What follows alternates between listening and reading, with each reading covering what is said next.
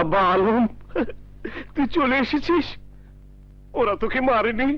জি না, no heating no beating. কি হয়েছিল? আপনি সামনের দিকে একবার তাকান। কেন আব্বা?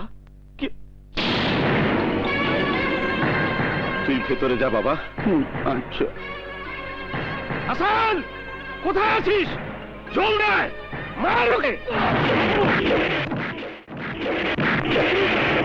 এসব কি করে হলো?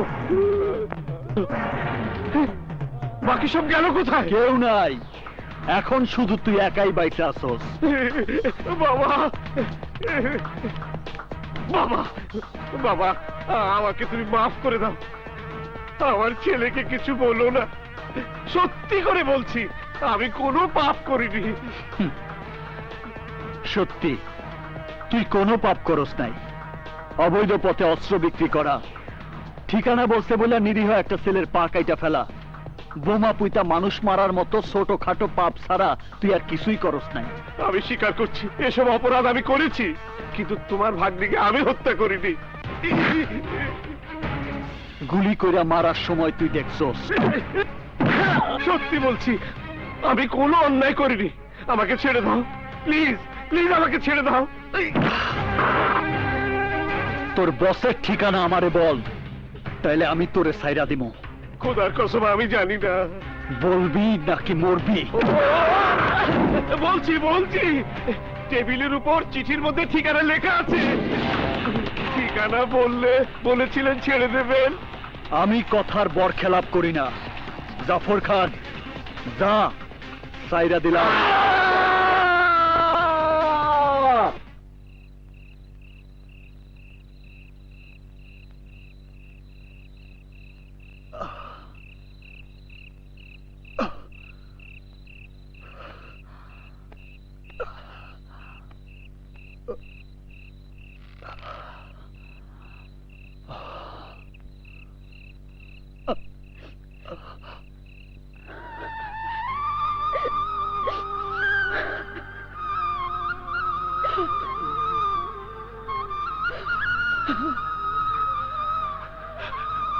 মা, তুমি?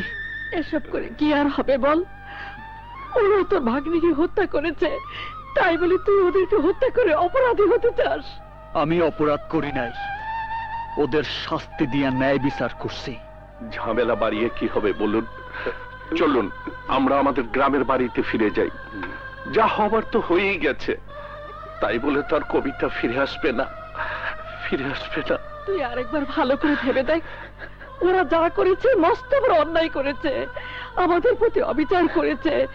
এখন প্রতিশোধ দিতে গিয়ে যদি তোর কিছু হয়ে যায়।